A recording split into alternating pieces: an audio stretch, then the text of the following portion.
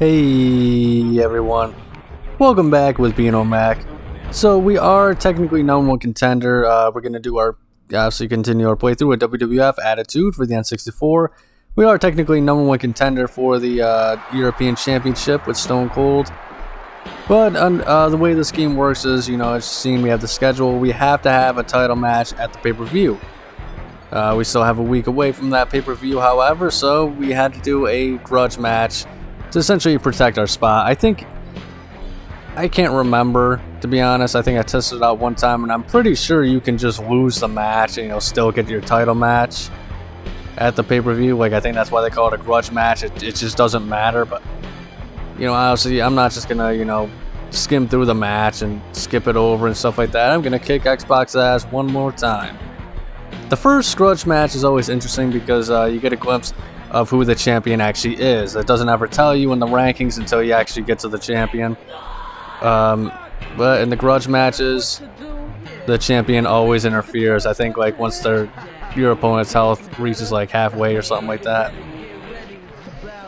Figured since we're on the Raw stage now too, I'd show off what the Raw stage looks like during entrances in this game. And it's so weird, man. I mean, they have special animations of all the characters walking down the stairs in their entrance. Why not just have the fucking ramp? I mean, Jesus. And you could have fought on it and everything like that. Who knows why? Craziness though. Your ass, you sorry piece of trash. Bow to the master. Straight and simple. Thought I could get a taunt off before X-Pac came over and got to me, but guess not. X-Pac can't shake the cobwebs out. You got him down? Kick him. Hit him with the sleeper hold. They hook up. Oh, jeez. Thought that was me doing that move for a second. I'm like, what the hell? When does Stone Cold ever do anything like that? It's amazing how he was one of the best technical wrestlers in his day. But Stone Cold's legacy is known as just being a brawler. So many people, you'd be surprised at how many wrestling fans, even in today's age, look at Stone Cold and they think, oh man, terrible wrestler. Sure, he could talk on the mic, but him and The Rock don't know nothing about wrestling. I mean, those are people. First off, if you think that those guys are not good wrestlers because they don't do crazy moves and stuff like that,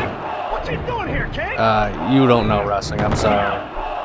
Well, I guess I shouldn't say that. I mean, everybody likes wrestling for their own reasons, but is he gonna let me do it? Damn it, he was waiting too, just wasting my time. But I don't know. If you think guys like Stone Cold and freaking The Rock, because they use psychology and storytelling instead of crazy over athletic moves, I think you're just nuts. It's kind of crazy to think there are people like that. I remember there are people who like Lance Storm more than Stone Cold. That's crazy in and of itself. But I don't know. Enough of me judging though. But it's just crazy. I think there's so many people to think that Stone Cold just was never a technical wrestler or stuff like that, because they never seen his WCW days or his ECW days. His Stunning Steve and whatnot. Man, I love how he just kind of disappeared into the stairs there. X-Pac's in a tough spot now. 2 words for you. That's smart. There we go. 1, 2, cheap victory. 3. Alright then, so now that we got our grudge match out of the way, we're going to take on the European champion himself, Dr.Death Steve Williams. It's amazing, really, they even made it into this game to begin with. I kind of have to wonder how it works, because, I mean, he was only on TV, what? Jeez, I mean, he showed up, not even 10 weeks in total or something like that. The only notable thing he had a few notable things, I guess. I mean, he had the Brawl for All, which kind of fucked him over. A lot of people, I think they thought that the reward was going to be, so and so, getting a push into the WWF title storyline, stuff like that. I don't believe that was the case. I think that's the kind of just There's a lot of like online narratives when it comes to wrestling events that people like to push. because like it kind of makes a little bit of sense, and maybe like someone backstage kind of pushed it a little bit, or it was in the newsletter or something like that. But I think it's kind of been established that that's not what was the case. It was just, here's Brawl for All, you compete for real for the actual prize money, and nothing's gonna come of this. That said, I mean, they did fuck over Gunn, no questions asked. I mean, he put him in the ring with freaking Butterbean, and Butterbean apparently even offered to work the match and make it a work boxing match and stuff like that, and they were like, nah, go kick his ass, essentially. So I'm not denying that part of it, but I think people think because Dr. Death, I think even if he won Brawl for All, I don't think Dr. Death would have been getting a main event run or even a shot at Stone Cold or anything like that in the Attitude Era. Because, I mean, like, let's be honest, he was not the biggest personality, I feel like. I don't think he could hang in that presentation that the Attitude Era had, but who knows, maybe he could have. But I don't know, I feel like he was more of like a real technical hardcore wrestler kind of guy rather than an entertainer, if that makes sense. That's just the way, I haven't seen too much of him, but that's just the way he's always come across to me anyway. Especially since, I mean, like, I feel like he would have had like a lot of other people working against him. You know, people seem to just like dislike him due to, you know, being Jim Ross's boys, quote unquote. I'm sure Kevin Dunn didn't like him just because Kevin Dunn doesn't really like anybody that's not like stereotypical New Yorker or whatever, I guess, from the sounds of it. But I don't know. I think the biggest moment, the only match I actually kind of liked with him was like he had a match, I think at St. Valentine's Day Massacre, in which he had a match with Hardcore Holly. No, now I think about it, I think that was the freaking Al Snow and Hardcore Holly match. Maybe it was just a random Raw or something that had that match, but it was like Hardcore Holly and, you know, Dr. Death had a freaking fight, like a hardcore match at like a frat house for some reason. It was just so weird. I think like a fish tank got broke and stuff like that. But like they clearly also just had no idea what to do with, you know, Dr. Death and the WWF. So it's so crazy to think he's in this game, and for some reason he even has like Dan Severn's theme. So I'm assuming he probably like, it was probably like a Big Show and a Steven Richards No Mercy situation, in which Dan Severn probably had the same character slot as like Dr. Death or whatever, and they maybe just overwrote Dan Severn in that slot, or they were just like, well, screw it, we have Dan Severn's theme, so why the hell not just, you know, give him the song to Dr. Death or whatever. We don't even know, he's not on television enough to know what his song is or something like that. But I mean, I would, if Dan Severn was around long enough, you know, he definitely would have been in this game, because he's not very well remembered, I feel like, for being a big deal in the WWF, but Dan Severn was actually involved with quite a few storylines. I think when they had like that 1998 division of like the legit, you know, wrestler guys going at it, like Owen Hart, Dan Severn, Steve Blackman, Ken Shamrock, you know, those guys kind of going at it for a while, and I think that was a pretty interesting small division for a few months and stuff like that, and really benefited all the guys involved in that. But I don't know, and then unfortunately, because like I feel like if you look at early 1998, it was still very classic wrestling-ish TV and stuff like that, before late 1998 kind of turned into like the crazy, super crazy, you know, shoot storylines and Crash TV that Vince Russo was known for and stuff like that. I think pretty much until, see, 1998 was always very entertaining. But even with like mid-carders and stuff like that, like I like the Gang Wars stuff they had with like the Nation and DX at least. And you know, 1998. I mean, everybody loved that feud. And you know, I just think the mid-card was very good at that time. You know, everybody was kind of in the mid-card in 1998. Eventually became main eventers, except for, you know, guys like, you know, Ken Shamrock and stuff like that. And then you kind of look at 1999. Just the over cartoony characters, like as popular as guys like Val Venis and Godfather were, I mean, let's be honest, they were never going to be main eventers and stuff like that in the WWF. Getting an attitude adjustment. That's right, Shane. I'd hit him too if I could. It just was not going to happen with, you know, how television was changing at the time. And, you know, 1999 was just it was the cartoony era of, you know, the Attitude Era is how I always look at it, you know, with the Ministry of Darkness.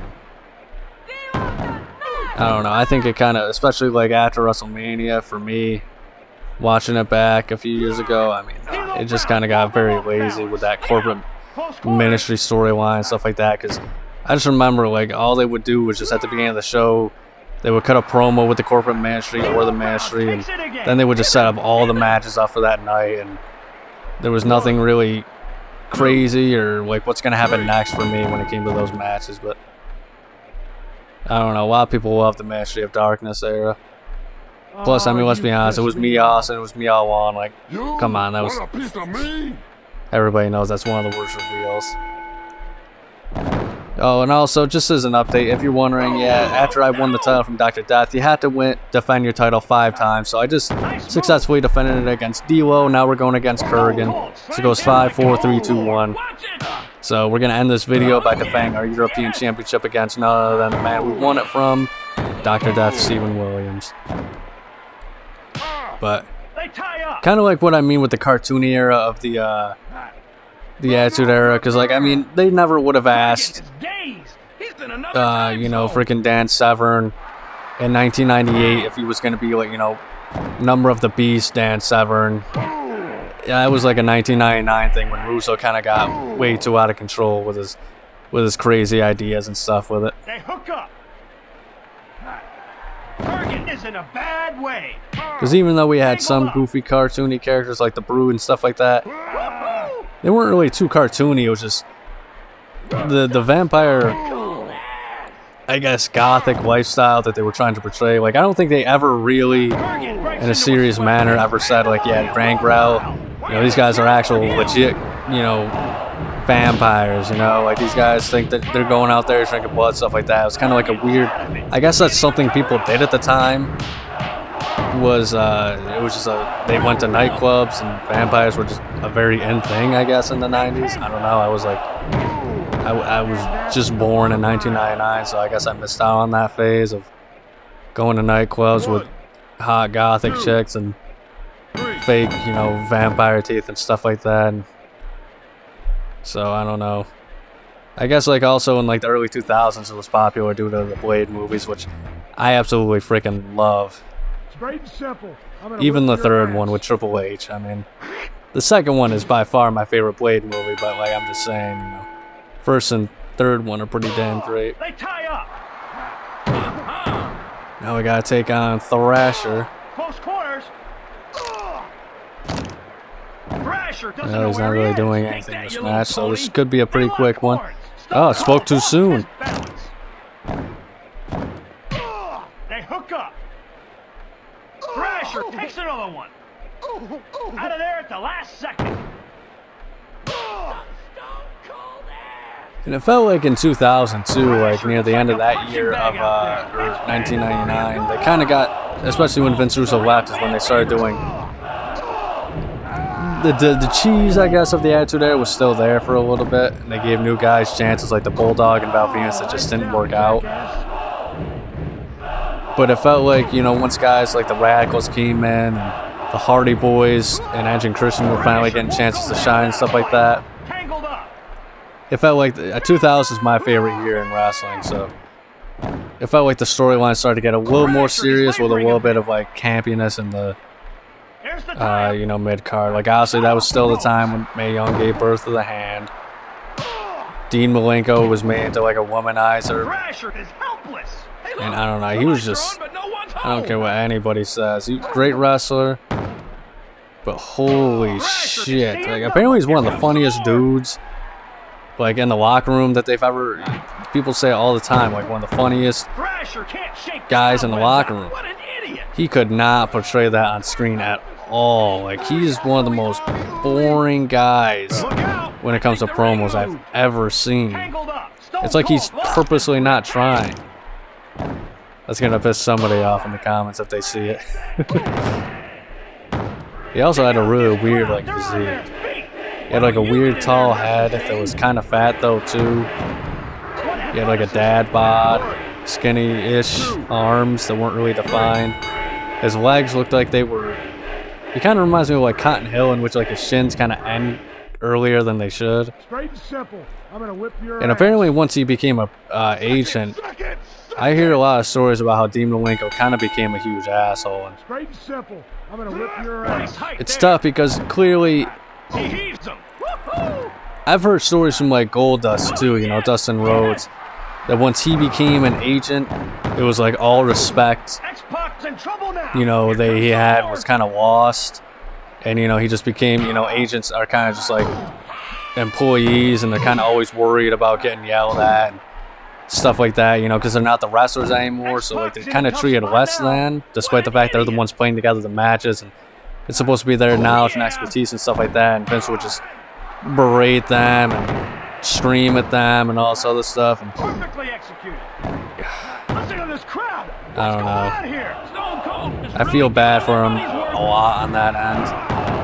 But at the same time, like, I don't know, like, it seemed like people like Dean Malenko, you know, he kind of took it out on like lower mid-carders at times too. Like, I guess Maven has like a story of Dean Malenko being an asshole to him. Stevie Richards told a story about how Dean Malenko was kind of being like an arrogant douche to him. Ass, you sorry piece of trash. So I don't know. But both of those guys are pretty great in the online sphere, I should say. I love watching both Maven and Steven Richards. Maven's very personable, and he's always got an entertaining story to tell. And it's amazing how fast he shot up the rankings of YouTube, I guess. Weird way of putting it, but just how popular he got very quickly. And I think some people are kind of like jerks when they say like they see somebody just telling like a story from the career or something like that in a similar format to like, I guess, Maven. People are like, oh, guess who's seen Maven's YouTube and kind of making fun of him, like Eugene and stuff like that. Like, I mean, at the end of the day, like, the wrestlers are going to tell their stories. I don't think it's a big deal. But then there's like, I can't remember who it was, but there was like a Mexican luchador or maybe an American luchador. I never actually really watched his videos, but like, I seen it. He had like the same exact like video topics as Maven and Dr.Death got the all that momentum. stuff. He's And determined to win this then it's match. like, I don't know. I guess I shouldn't talk because I mean, I'm literally just playing a game millions of people have already played, so I'm not exactly doing anything creative here. But I don't know. It's just it's crazy how fast Maven got popular, considering he even, you know, self-admitted he wasn't the biggest star in the WWF. They hook up. But I mean, even someone like him, you know, he was only there for 3-4 years maybe, and he has all those stories to tell. Pretty impressive. And then Steven Richards' podcast too, with the analysis. I don't know, I just love to hear him talk and stuff like that about wrestling. He's, once again, a guy to where like people, they're just like, oh, you know, like arrogant assholes are like, oh, well, you weren't a big star, so why should I even listen to you, yada yada. It's like they only have respect for like maybe like, what, 30 people in the industry because they were top guys or something. Stevie Richards was in the wrestling business for 20-30 plus years. He's got a lot of experience and interesting stories to tell, and I love hearing you know, his opinion on the wrestling business. They tie up. The bounce off the ropes. I will say this though, I mean, he's also one of those guys that kind of dunks on AEW a lot. Do you guys think people do that just for the views, or do you think AEW really does have the problems that a lot of these people are always saying? Sound down below in the comments. But that should be the end of the match here, so thank you so much for watching. Yep, he's done. Thank you so much for watching. If you enjoyed, make sure to like and subscribe. Check out next week's episode on Wrestling Wednesday, but above all else, please remember to have a nice day.